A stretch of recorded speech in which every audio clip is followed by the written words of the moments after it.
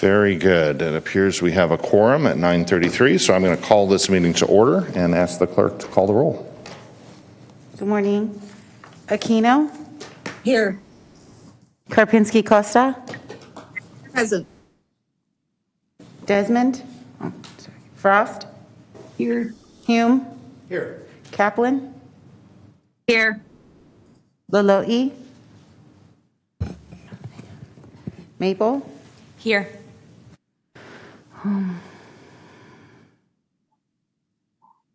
Robles? Present. Cerna? Here. Swen? Here. Vang? Here. Villegas? Here. And Sander. Here. And you have a quorum. Very good. Madam Clerk. Oh, I'm sorry, Member Valenzuela. I I'm didn't here as see. well, yeah. Thank you. Thank you, appreciate it. I didn't know that you were going to be online. Thank you. Very good. With that, please join me for the Pledge of Allegiance. Salute. Pledge. I pledge Allegiance to the flag of the United States of America, To the republic for which it stands, one nation, under God, indivisible. With liberty and justice for all. All right. Very good. Clerk, could you read the statement and public comment procedure, please? This meeting of the Sacramento Regional County Sanitation District and Sacramento Area Sewer District is being broadcast live on Metro Cable 14, the local government affairs channel, on the Comcast Consolidated Communications and AT&T U-verse cable systems. This meeting is closed captioned and live streamed at metro14live.saccounty.gov. Today's meeting will replay Sunday, February 12th at 9 a.m. on Channel 14. This meeting can also be viewed at youtube.com/Metro Cable 14. In accordance with the Government Code 54952.3, compensation for meeting of these legislative bodies is required to be verbally disclosed. The amount of $100 will be paid for each member participating today as a member of the Sacramento Regional County Sanitation District, and the amount of $100 will be paid for each board member participating today as a member of the Sacramento Area Sewer District. Compensation for Sacramento County supervisors and City of Sacramento council members is paid to the county and city respectively to partially offset the costs of those governments. Compensation for other board members is delivered to the individuals. In compliance with directives of the county, state, and Centers for Disease Control and Prevention, the meeting is live streamed and open to public attendance pursuant to health and safety guidelines. The practice of social distancing and wearing of face coverings, mask, or shield is recommended for the health and safety of all persons participating in person during the meeting, although it is not required. To make a public comment, please complete a speaker request form and hand it to the clerk. The chairperson will call your name when it's your turn to make a comment. To make a telephonic public comment, please dial 916-875-2501 and follow the prompts. When the chair opens public comment for a specific agenda item or off-agenda matter, callers will be contacted by phone and transferred into the meeting to make their public comment. You may also send a written comment to boardclerk@saccounty.gov, and your comment will be routed to the board and filed in the record. And that concludes my announcements. Very good. Thank you, Madam Clerk. We might want to consider recording that and just hitting play every meeting. Unless you enjoy the exercise of that. It changes. Oh, it changes. Yeah, that's too complicated. Well, all that practice at home paid off. All right, we've got some time matters in section 1 of our agenda here. These are consent matters, items 1 and 2. I do not see anyone in Zoom with their hand raised, and we do not have anyone signed up to speak. Okay, if there are no questions from members. I would move consent. This is Hume. Second. Motion made and seconded. Any further discussion? Seeing none, roll call, please. Member Aquino? Aye. Karpinski Costa? Yes. Desmond? Aye. Frost? Aye. Hume? Aye. Kaplan? Aye. Maple? Aye. Robles? Aye. Cerna? Aye. Swen? Aye. Valenzuela? Yes. Vang? Yes. Villegas? Yes. And Sander. Aye. And the motion carries with those members present. Do we have any, item number 3 is public comment for the regional SAN. Do we have any public comments? We do not have anyone signed up to speak. Okay, we are moving on to regional SAN and Sacramento Area Sewer District matters. Items 4 and 5 are on consent. Are there any questions of board members? Seeing none. Open for a motion. Is there any public comment? There is no public comment for I these would move items. the consent. Hume? Second, Frost. Motion made and seconded. Any further discussion? Seeing none, roll call, please. Member Aquino, Aye. Karpinski Costa, Yes. Desmond. Frost, Aye. Hume, Aye. Kaplan, Aye. Maple, Aye. Robles, Aye. Cerna, Aye. Swen, Aye. Valenzuela, Yes. Bang, Yes. Villegas, Aye. and Sander. Aye. And the motion carries with those members present. All right, and with that, we're moving on to item number 6, district separate matters for Regional San and Sacramento Area Sewer District. All right, can I get the, excuse me, the presentation for item 6? Okay. Excellent, thank you. Well, good morning, Chair and members of the board. My name is Mike Hewitt. I'm the Director of Policy and Planning, and I'm here to present Regional San and Sac Sewer's incentive programs, and a couple reasons that I'm bringing this forward. One is just an overall awareness of our incentive programs that we offer. We have quite a few of them, just to give you a sense of the types and the magnitude of them. And also, I know we have some new board members, so I'm going to introduce these programs to them.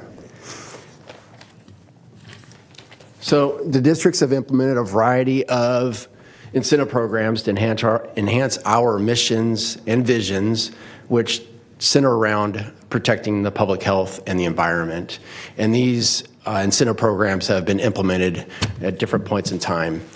Many of our incentive programs support our mission and vision, though it's more than just treating wastewater and treatment and collection services.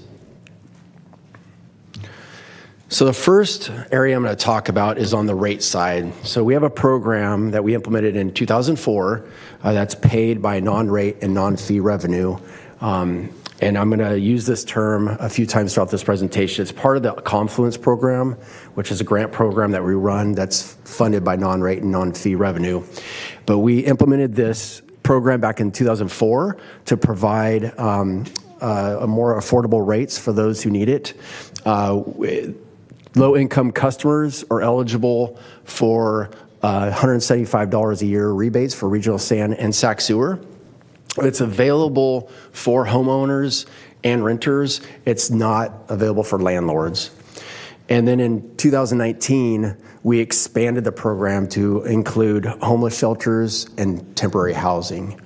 And as far as getting out and advertising this is sent out in bill inserts. There's some word of mouth. It's provided online. We've also have provided applications to mobile home parks and whatnot. So we have done outreach to get folks aware of this program, and it is used quite extensively. So the next 5 slides are focused on impact fees. And impact fees are what customers pay initially to connect to our system. And the first program I'm going to talk about is the Impact Fee Deferral Program, which was introduced back in 1995. And this allows customers to defer paying impact fees for up to 5 years or 60 months. So for residential projects, developers, project proponents can pay 10% up front and delay 90% of payment for up to 5 years. And then for commercial and industrial projects, they can pay 20% up front and delay the rest of the payment for 5 years as well. So, customers, most project proponents know about this program. It's used quite a bit. Our building permit counter talks to folks that come in and offer that. And one keynote is that districts are made whole when these impact fees are paid back. There is a little bit of an admin fee that's charged, but usually it's worth it for the larger projects. Another impact fee incentive that we have is the Impact Fee Waiver Program. This was implemented back in 1996, and it was to promote affordable housing, and it's for very low-income housing. So projects for housing or affordable rents if the people residing in those projects are of low income or very low income, then they qualify for an impact fee waiver. The Sac County has 200 equivalent single-family dwelling unit impact fee waivers each year, and West Sacramento has 8 ESDs allocated per year. Those that are not used are rolled over into a bank and can be tapped into if that cap is hit. So currently we have about 700 ESDs in the bank to use in case there's more than the 208 offered each year.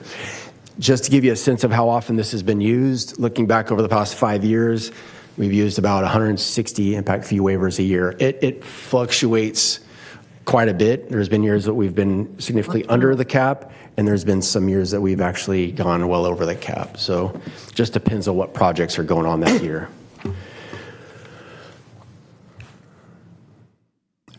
So back in 2016, we implemented what's called a excess allocation sewer credit agreement option, and this is geared towards the industrial customers. So industrial folks will buy into our system, and they're typically buying a pretty large part of capacity. And in our attempt to try to preserve that capacity that's been purchased by those industrial users, we put this in place. This allows a new industrial user to retain that capacity, or if a developer goes in to redevelop that property, they can use those credits and distribute them, differently than they're currently used by the industrial customer. This requires an agreement with the district engineer and the board, and currently we have about 1,100 ESD sewer impact fee credits for particular development that a developer is using right now. So next, we have what was implemented back in, actually adopted in our ordinance back in 2005. It was actually even, I think, a part of our practice even before that, is Sac Sewer's phased development agreements. And this is a way for, and this is there to try to help spur development as well. If a customer or a project component comes in and wants to, let's say they have a large parcel and they want to develop just say like half of it. They want to put in a strip mall on half of it and leave the other half undeveloped. Well, if they choose, they can suggest get an agreement signed that allows them just to pay the impact fees for that development that's occurring, and for that undeveloped land that can remain just idle. And then if they do decide to develop it, they'll pay for that share when the time comes at the going rate at that time as well. Okay, so in 2017, we implemented this Regional Economic Development Competitiveness Program. This is another program that's part of the overall Confluence program. And this was put in place to support economic vitality in the region. This is an opportunity for those commercial customers that are coming in who are getting more jobs to the region to get a reduction on their fees. And it ranges from 15% to 50% off their fees, depending on how many jobs they create. We have $1 million available each year for Regional SAN for this program, and $225,000 for Sac Sewer. And again, this is funded by non-rate and non-fee revenue and part of the Confluence program. Okay, so we also have what's called the Septic to Sewer Conversion Program. And again, this is one program that's part of the Confluence program. It's grant funding that we provide to offset impact fees and construction costs. So for commercial customers, they can get up to $10,000 of their impact fees paid for. And for residential customers, they can get up to $20,000 of their impact fees and construction costs paid for. It depends on the income of the residential customer. We have 3 different tiers. The lowest tier being sort of a normal income where those folks only get $10,000 to apply towards the impact fees. But if they qualify for some low income or very low income, then we offer to pay their construction costs as well, up to $20,000. The other category is the nonprofit 501c3 applicants. If they qualify for that nonprofit 501c3, they get $20,000 to pay for their impact fee and construction costs. And I don't know if you recognize, I keep saying impact fee first and then construction costs. That is truly the order and what we pay for. So we will require them to pay for the impact fees, or will pay for the impact fees. And then what's remaining within that cap, we will allocate towards the construction costs. And each year, we have $500,000 for regional sand, $100,000 budgeted for Sac Sewer. And customers need to submit a Confluence grant application. There is a lot of ways that our customers can find out about this program. It's online. We actually even, one of the main, well, I don't know about main, but their contractors know about this program. And a lot of times they're talking about the residents about this program when they go on site to maybe fix their septic system or do a repair or flag them that it's starting to fail. They'll let them know about this program that we have in place. So we're getting quite a few applications through that route. We also have a community-wide projects that can qualify for funding. And right now, currently, we have 4 community-wide septic to sewer projects in design. That's the Hood, Franklin, Old Florentown, and Linda Manor. That's about as much bandwidth we have right now to run septic to sewer conversions. But when those projects start getting closer to completion, we might look at some other communities that we can help offset with the grant funding. Just to note, those 4 community projects are being heavily paid for by state and federal funding. So, all right, so the next item I'm going to talk about here is our loan programs. Back in 2016, we implemented the upper lateral loan program. So if customers are having a problem with their pipes on their properties and need to do a repair or replacement, instead of having them to have to come up with all the money up front, we have a loan program available up to $15,000 and a 10-year payback period. And those that are actually part of the rate assistance, the Sewer Lifeline Rate Assistance Program, qualify for a 0% loan. And then back in 2003, we implemented the Septic Tank Conversion Loan Program. And this is a program where if a customer needs to convert their septic to sewer, they might qualify for impact fee grant, and maybe even some money for construction costs. And if there's even above, addition to that, they can qualify for this loan program, which is a 10-year payback, and it's up to $25,000. So that really sums up our incentive programs as a whole. We want to, again, bring awareness to the board on all those different programs we have. And, they're related to rates, impact fees, and we have the loan and grant programs. And we are working with our regional partners on these programs to get the word out there and promote them. And we will continue working with them and the community as we implement these programs and even as they evolve and adjust over time. So I will leave it there for questions if there are any. Very good. Great presentation. Did we have this presentation about a year ago? This is sort of an annual? So not this presentation in particular, but we did in October have a presentation on the Confluence program itself, which does incorporate some of these programs. Which touched on this? Yeah. Good. We have done a similar presentation once before that's specific to incentive programs, but just the annual for the Confluence overall. Okay. So I know we had this discussion before, and it sparked a discussion among board members about commercial corridors, on how we might best assist the redevelopment of old commercial corridors, infill development, things that every jurisdiction suffers from, these old commercial corridors that are sort of failing in their modern use, but were vital once upon a time, and we're sort of desperately in need of reinvestment in those corridors. And often, there are so many barriers standing in the way of the infill development that the greenfield development just seems much simpler and cheaper and less complicated. SACOG did a study on this 2 years ago, year-long sort of review, brought developers in, talked about it, and one of the things that kept getting raised was impact fees, utility charges. And it's not just regional sand or SAC sewer, it's, SMUD and water and drainage issues and ADA issues, and, there's a whole group of them.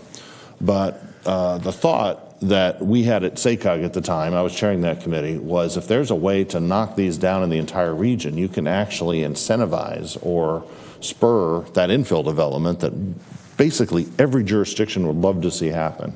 Yeah. But we have to figure out how to move impact fees, like this agency being one of them. How do we get those off the table? Is there a funding source? Is there an ability to waive it? Is there an ability to have somebody else pay it? So you get to a situation where you could say something like, development in this commercial corridor is fee-free. Yeah. That's just maybe enough shock to the system to have a developer look at an old abandoned corridor that we're all driving by every day, and it's causing problems to local jurisdictions, not having any productive use. That might flip a developer into saying, we can do something here, and it can be productive again. Yeah. Sorry, go ahead. I was just going to say that the approach that we've taken, because we are able to do what you saw Mike present, because a lot of this is non-rate, non-fee revenue. Right. It's small enough that we're able to do some offsetting. But when you get to a larger something potentially like that, then you have to come up with a revenue source that doesn't come from rates and fees. So, we've been nibbling away at the edges of what you're trying to do, but probably not getting to the heart of it. Yeah. And two, we also, and it wasn't part of this presentation, and you may already be aware of this, but we do have 2 tiers of impact fees. So we have new and expansion for SAC sewer and regional sand. Then we have what's called infill and relief. And the infill and relief fees that that can be used in these corridors you're referring to are quite a bit cheaper than the new and expanding areas. That helps as well. And I think we give credit for existing uses in some cases by some definition. For example, Yes. If you're exchanging this use for this use, you've paid this much, do you get a credit for that towards the new use?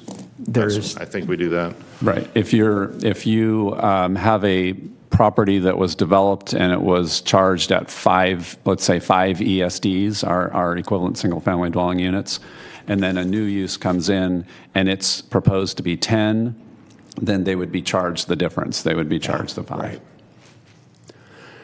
All right, we have a few director comments. Director Maple. Yeah, and welcome. Thank you. First of all, I just want to say thanks for the presentation. As a brand new board member, it's really helpful to have that background.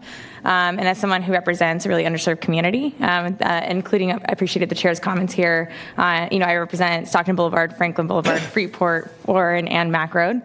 So a lot of places with a lot of opportunity, but also some struggles. And so I'd be really interested in learning more about some of the things suggested. And I just had a couple questions. So related to a lot of these programs, what does the outreach process look like? So are we doing that primarily through email, online? Are we doing any in-person events? Are we knocking on doors? Are we just waiting for people to come to us? Yeah, I'll give a quick overview of that. We might have maybe some more specifics. But, in general, they're different depending on the type of program. I would say online is a given for all of them.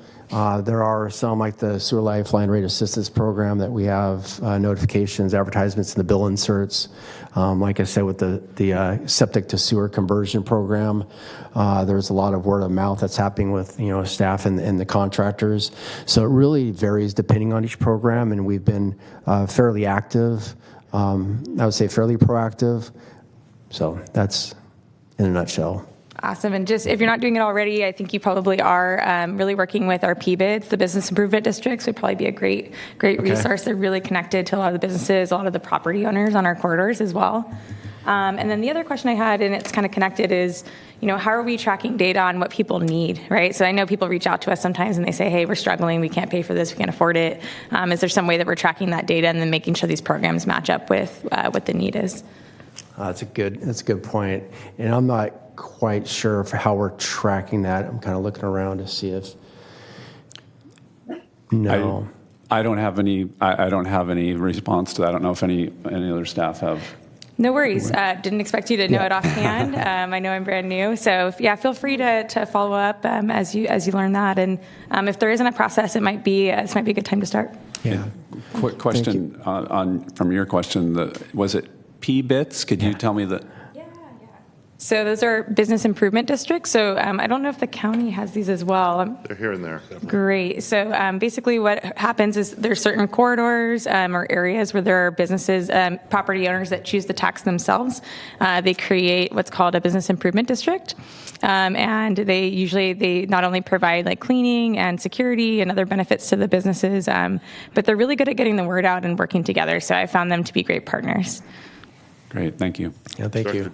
Director Desmond. Thank you for the conversation, Chair Sander and Director Maple.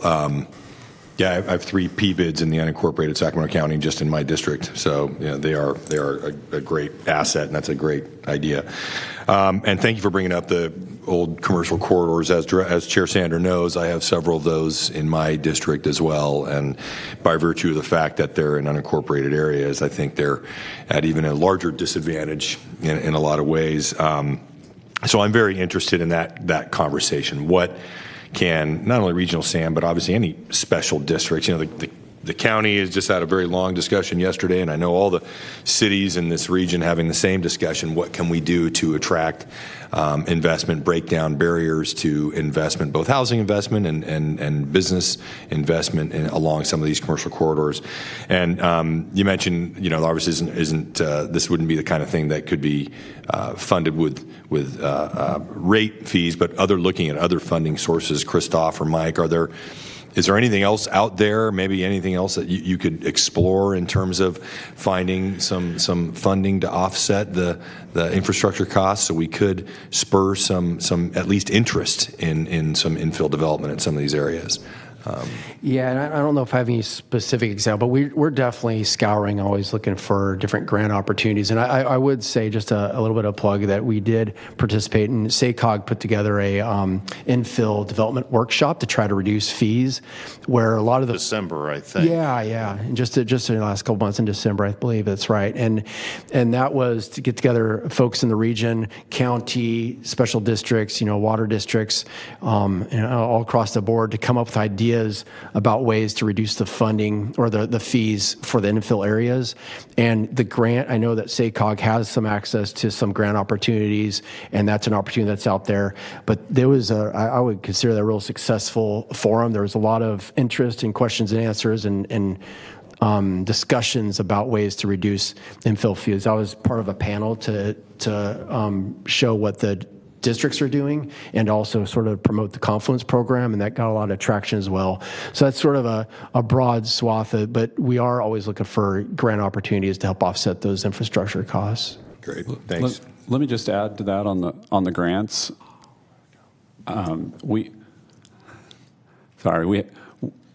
We have an opportunity. We look mostly for capital construction project type grants, things to build our infrastructure. So that's not necessarily a major focus for us. We can scour and look for grants like that, but I think it's probably better if we partner with the other agencies in the region, and because some of them are probably more closely in tune with what are the grant opportunities, and then we can be a partner in that process as opposed to kind of going it alone. That would be my suggestion, but we can certainly kind of bring that up to a higher level of recognition that we need to be looking for those opportunities. I appreciate that. I mean, for me, it was timely because I had a meeting early this morning with some infill developers, and they were talking about this very thing: is how can we do more to help offset some of these infrastructure costs, sewer and water being among the most expensive, obviously, with transportation infrastructure. And that's how we're going to get to some of these areas to spur some of this, infill development and interest. Yeah. So thank you. And one other question. So, Mike, with I'm curious with the sewer lifeline rate assistance, and you mentioned it applies to shelters. Shelters come in different shapes and sizes and forms. Would that also apply to the county? And I know the cities do as well, but we have a pretty large inventory of scattered site shelters, which are single family detached homes, which may serve 5 individuals. Would those also still be eligible for the sewer lifeline rate assistance? Go ahead. I'll go ahead and take it. When we developed that initially, we had to kind of figure out what is a definition of. Our first thought was homeless shelters, and then there are variations of that. Right. What I would say is our definition is probably out of date because I think there's a lot of innovation has happened since then.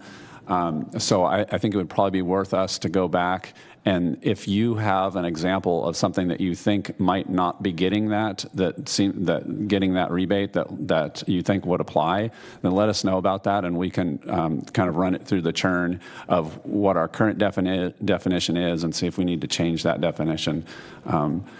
If it makes sense. I can follow up with you on that for sure, and you can let me know maybe. And then, it's funny. I think about Mather Village, and you think about all these permanent supportive housing projects. I mean, yes, these are affordable housing, but they are homeless.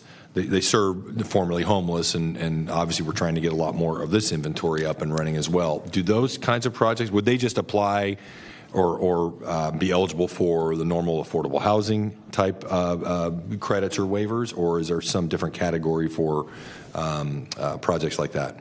So would that be new construction or? Well, even existing. Well, a lot of what like a hotel conversion, for instance, to become permanent supportive housing to serve the homeless. Do those fit in a category or a specific category? Or they get? Yeah, and I don't know if I know the exact logistics on how this works out, but if they have income statements and are actually working, then they a lot of times they'll qualify for like the affordable housing projects. If there's no income, we're talking about homeless folks that don't have the income, then that would probably fall into the category of the homeless shelters and affordable housing, or the temporary housing. It's primarily large institutions that are doing this. We have like the Center of Hope, the Loaves and Fishes, the St. John's program. Those are examples of what fall in that category and what we're actually reducing the rates on right now. We have, just to give you an idea, we have about 200 ESDs out there that we're giving rebates to. So yes, I think it has to do with the avenue and how it's coming through to get the reduction in the rates. A lot of the homeless shelters and the temporary housing, we actually have to go find and even let them know that it's available.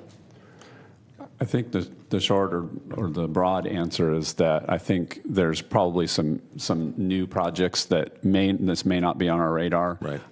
And as long as we can find out about those, then we can look at that and see if there's a way to incorporate it into our program, or perhaps change the definition, and it may be something we even take back to the board to get clarity on.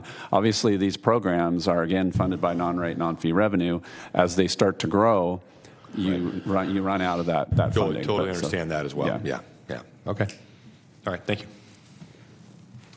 One other thing, sorry, I just wanted to mention, it was actually a request from Director Desmond a while back. We are going to be coming back with a kind of a workshop like this on the Sewer Lifeline Rate Assistance Program itself, by itself, and really get into the details of what we're doing on that program, how you qualify, how much money everybody gets, all of those things. And that would be an opportunity if the board chooses to provide some direction to change that at all. You'll have that opportunity. So. And some of that was raised in the context of these tiny homes, again, as a reflection of all these different products and different programs that are coming up that maybe were not contemplated when you came up with these these fee programs, right? Yeah.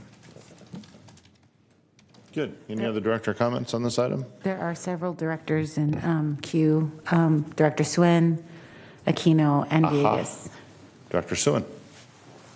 Thank you, Chair. I just wanted to build off some of the earlier comments, and thank you, Mike, for this information. It's nice to hear that the district's offering all these tools to incentivize folks.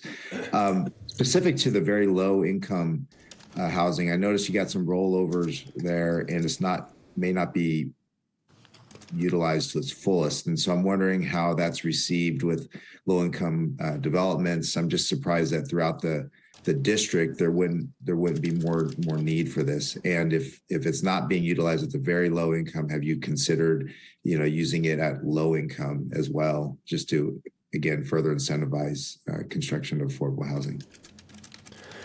Yeah, it's a good question. I don't know if I have the answer on that one. As far as entertaining a low income as opposed to the very low income, and I suppose it's something we can look into a little bit more. I think it is our interest to use these fee waivers, and there's probably a lot more in the area that would qualify for the low income. I don't know if that would apply to too many, but we'd have to look at that a little closer. Let me add a bit to that. This program historically was not utilized very well. There were years where we had zero usage of it.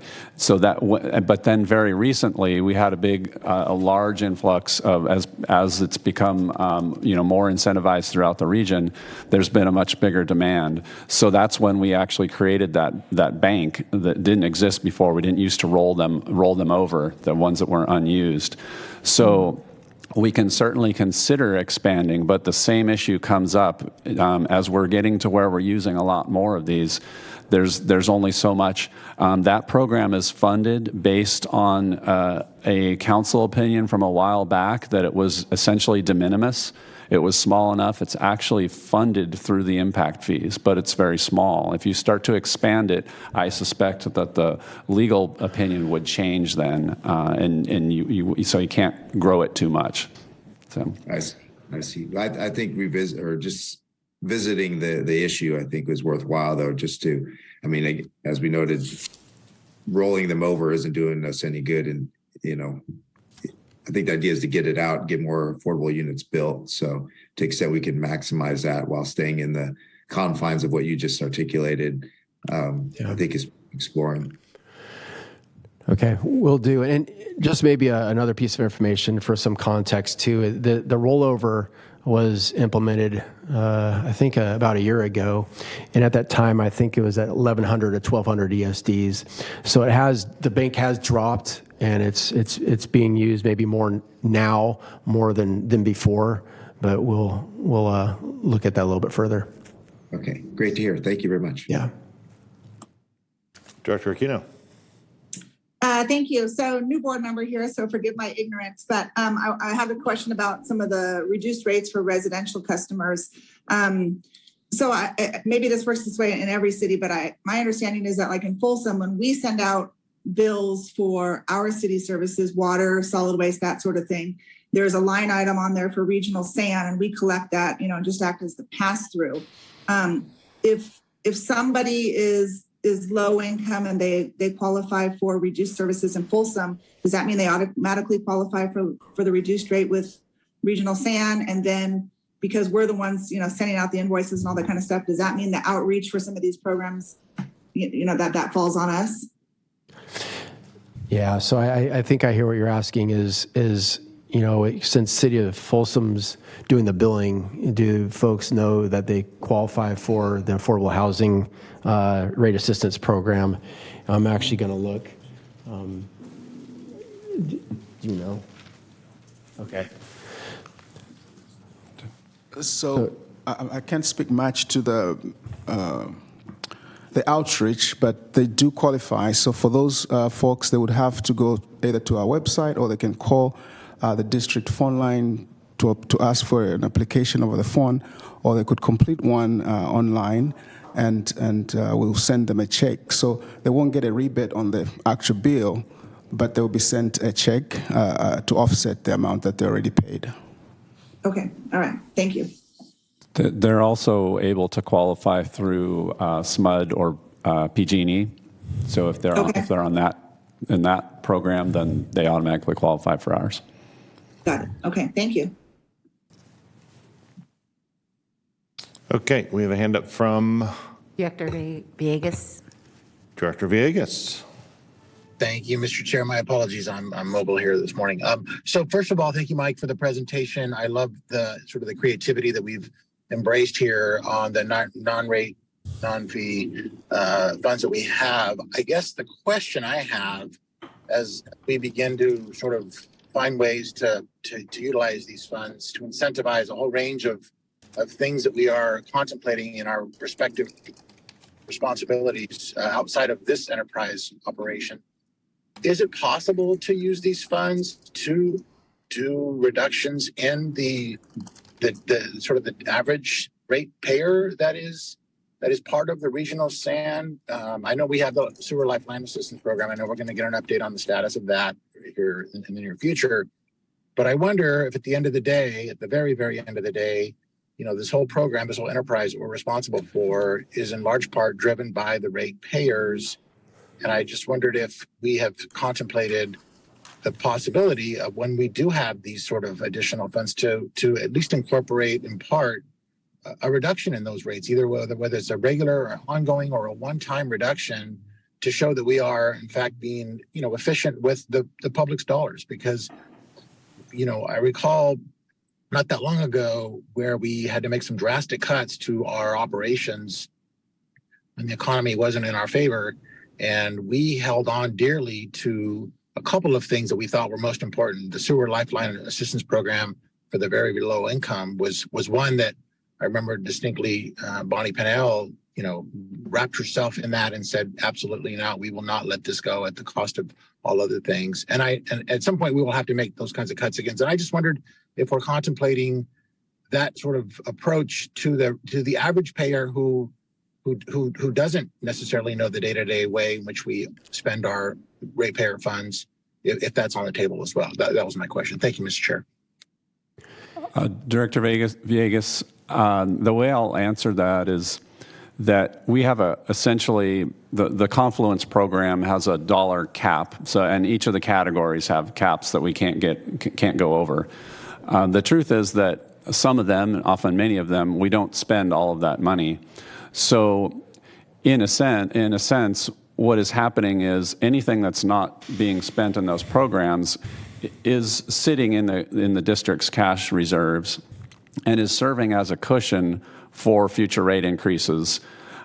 So I would say that some portion of it is going back to the average ratepayer, just anyone that they don't have to fit in or qualify for anything. They're just part of the overall rate base. As opposed to taking a specific action to say, we're going to maybe trim that cap down, and then use that money specifically to, offset some future rate increase. I guess that's something that the board could choose to do. But it is informally happening in the sense that we are not spending all of that money, if that makes sense.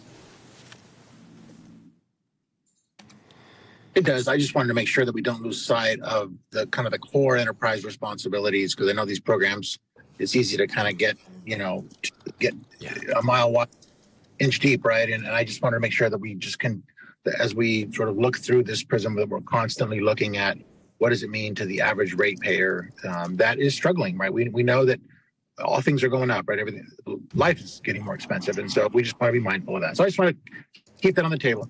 Thank you. Director Hume.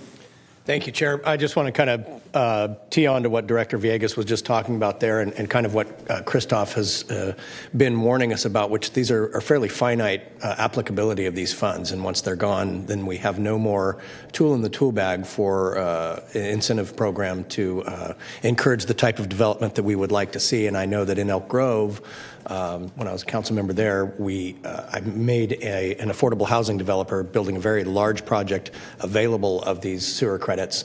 And it didn't necessarily make the project pencil, but it was significant enough that it helped cover some of the debt service. So, I mean, it was a legitimate thing to put on the table to put that deal together.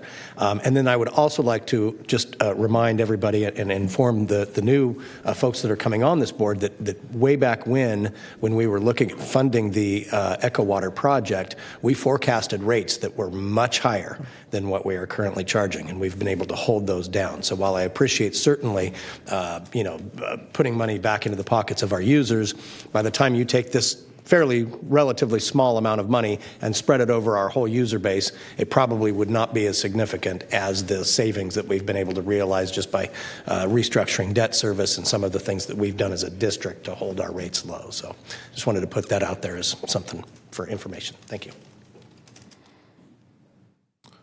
Very good. Any other board member comments on this item? I didn't repeat my sort of my story about infill quarters. I'm going to do so very briefly. We had a restaurant that wanted to be in Rancho Cordova, wanted to be on Transit, wanted to be at a high-profile corner. We had such a corner, and they did all the cost and specs, and they found a lot of barriers. They found ADA and grade issues and drainage issues and water issues, electrical issues, sewer issues, all of those combined made that site somewhere between, I think it was about $1.4 million more expensive than a greenfield site, which wasn't near transit and wasn't in the center of our community, was out on the fringe.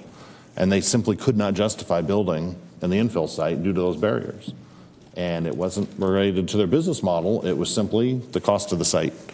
And so as a result, that site still sits vacant, but now everyone can drive, but not take transit all the way to the restaurant out in the periphery of the community. So written large, that makes no sense. Written large over our ratepayers, that would make no sense. But nonetheless, that was the product of our process. And just, the brutal economics, the reality that any business owner or developer has to face. Right. So my suggestion, I know SICOG has an ongoing discussion on this topic, is that we participate in that and then probably look around to other agencies and see if anyone is being a little more innovative than we are on this. We don't have to invent everything. Stealing things is great. There may be other agencies in the state that have some economic development things we could learn from, some infill party things we could learn from. I'm happy to help on that. There may be other directors who'd like to volunteer on that sort of an effort. I don't even know what our process is for forming a committee of the board, but we could certainly entertain if people want to email me or email Christoph and say they have an interest in that. I think, Christoph, is that a legit thing for us to do, form an interest group? Yeah, if you want to form a committee of the board, we can bring back an item and basically request your direction. Okay. We've got enough information to do that. That's probably the appropriate step. I just want to keep us as informed and as nimble as possible on that as the region and other agencies are considering the same question. I do want to add to this that we, being a sanitation district, kind of feel like shouldn't be in the lead of these. We want to be a partner, but it's hard for us not being the land use jurisdiction. So we will absolutely partner and help get things going if something's needed, but we often need to drag others to the table as well. Yes, some utilities like SMUD are extremely active, in this area. And for whatever reason, I'm sure legal and jurisdictional, they have a lot of flexibility in how they can apply a credit or a benefit to a site. And others, such as, drainage, we operate our own drainage districts. We're sort of prisoners of ourselves often in that. Or ADA is federal law, so there's a variety of things that go on here. But at some point, we got to bring them all together and figure out what's most efficient. Okay, so that sounds good to me if there's no objection from the board. Okay. If there's nothing else on item 6, I think we're ready for item 7, miscellaneous director and district engineer matters. All right, so let me finish taking a note there. Just wanted to mention that we have, the February 22nd meeting is canceled, so our next meeting will be March 8th. Keep in mind that will be in person. We will not be bringing forward the item that's on the remote teleconferencing anymore. So hopefully we'll have a nice full, but not too full chambers here. And then related to that, I know our clerk is working on the parking situation, getting people parking passes, and I think she offered that she might. Do you have some QR codes in case anyone parked today and needs validation for the county lot here? We do have that. And that's all I had. All right, that was item number 7. We are going to move on to Sacramento Area Sewer District. Item number 8 and 9 are consent items. Are there any public comments? Any board member comments? Hearing none, Chair, I would move consent for the sewer district. Second. Motion made and seconded and thirded. Roll call, please.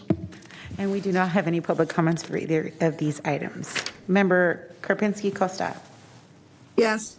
Member Swin. Aye. Hume. Aye. Aquino. Aye. Cerna. Mr. Cerna? Bang? Yes. Sander? Aye. And Frost? Aye. Thank you. And the motion carries with those members present. All right, those were numbers 8 and 9. That brings us to communications received and filed. Anything else we need to address, Christoph? Nope, those will have no action and no presentation, so we just put those at the end. Sure. All right, anything else from directors? Seeing none, we are adjourned.